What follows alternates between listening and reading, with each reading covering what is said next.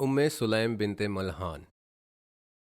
دور جہالت میں سلیم کی شادی مالک ابن نادر سے ہوئی تھی۔ ان کا ایک بیٹا تھا انس۔ جب نبوت کا اعلان ہوا سلیم نے اسلام قبول کر لیا۔ اس پر اس کا شوہر خفا ہو کے شام چلا گیا اور وہیں حالت کفر میں اس کا خاتمہ ہوا۔ سلیم نے تہیہ کر لیا کہ جب تک انس بڑا نہیں ہو جاتا وہ شادی نہیں کرے گی، اور اس طرح وہ ہر رشتے کو انکار کر دیتی۔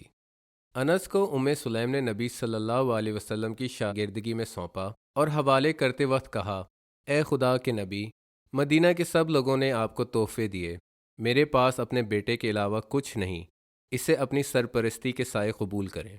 اس وقت انس کی عمر 10 برس تھی۔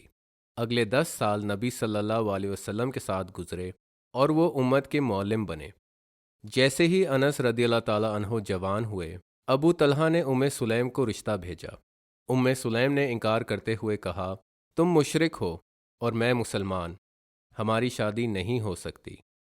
ابو طلحہ نے حیرانگی سے پوچھا، تمہارا سونے اور چاندی کے زیورات کے شوق کو کیا ہوا؟ میں تمہیں سب آسائشیں دوں گا۔ سلیم بولی، طلحہ تم ان میں سے ہو جو لکڑی کے خداؤں کو پوجتے ہیں۔ اس مکالمے نے ابو طلحہ کو سوچنے پہ مجبور کر دیا۔ اس نے غور کیا کہ سلیم کو سونے چاندی سے زیادہ دین مقدم ہے۔ وہ فوری نبی صلی اللہ علیہ وسلم کے پاس پہنچا اور اسلام قبول کیا۔ دونوں کی شادی قوی حق مہر کے ساتھ ہوئی اور خدا نے ابو عمیر نامی بیٹے سے انہیں نوازا۔ جب ابو عمیر کی طبیعت خراب ہوئی تو باپ بہت پریشان رہتا تھا۔ ایک رات ابو طلحہ نبی صلی اللہ علیہ وسلم کے پاس بیٹھا تھا کہ ابو عمیر کی وفات ہو گئی۔ ماں نے بہت صبر کا مظاہرہ کیا، اور جب ابو طلحہ گھر لوٹ کے بیٹے کی خیریت معلوم کرنے لگا تو سلیم نے پوچھا، اگر کوئی ہمارے پاس امانت رکھوائے اور پھر وصول کرنے آئے تو ہمیں امانت لوٹا دینی چاہیے؟ جواب ملا، ہاں بالکل۔ تو سننے کو ملا، خدا نے بھی ہمیں بیٹا دیا تھا اور اپنے پاس اسے بلا لیا ہے، خدا کی رضا میں خوشی اور صبر ڈھونڈو۔ نم آنکھوں کے ساتھ باپ بولا، ہم اسی کے ہیں اور اسی کے پاس لوٹ کے جانا ہے۔ خدا نے دونوں کے صبر کا اجر انہیں ایک بیٹے عبداللہ ابن طلحہ کی شکل میں دیا۔ الذين إذا أصابتهم مصيبة قالوا إنا لله وإنا إليه راجعون أولئك عليهم صلوات من ربهم ورحمة وَأُولَئِكَ هُمُ الْمُهْتَدُونَ۔ سلیم جنگوں میں اپنے شوہر اور نبی صلی اللہ علیہ وسلم کے ہمراہ جاتی۔ دوسری عورتوں کے ساتھ وہ مسلمان لشکر کو پانی پہنچاتی، زخمیوں کی مرہم پٹی کرتی اور شہداء کو میدان جنگ سے واپس لاتی۔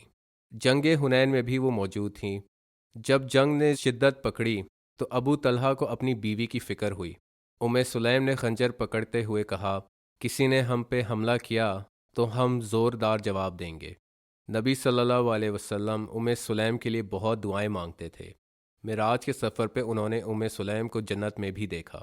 ابو جابر رضی اللہ تعالیٰ عنہ سے روایت ہے، نبی صلی اللہ علیہ وسلم نے فرمایا، میں نے ابو طلحہ کی بیوی کو جنت میں دیکھا، پھر مجھے کسی کے قدموں کی چھاپ سنائی دی اور وہ بلال تھا۔ تا حیات سلیم مسلمانوں اور اسلام کی خدمت کرتی رہی، ہمیشہ نبی صلی اللہ علیہ وسلم کا مشکلات میں ساتھ دیا، اور نبی صلی اللہ علیہ وسلم کی وفات کے بعد بھی کام جاری رکھا، حتیٰ کہ وہ خدا سے جا ملی۔ اس طرح سلیم نے اپنا نام اسلام کی تاریخ میں نقش کر دیا۔ والمؤمنون والمؤمنات بعضهم أولياء بعض يأمرون بالمعروف وينهون عن المنكر ويقيمون الصلاة ويؤتون الزكاة ويطيعون الله ورسوله أولئك سيرحمهم الله إن الله عزيز حكيم وعد الله المؤمنين والمؤمنات جنات تجري من تحتها الأنهار خالدين فيها ومساكن طيبة في جنات عدن ورضوان من الله أكبر ذلك هو الفوز العظيم.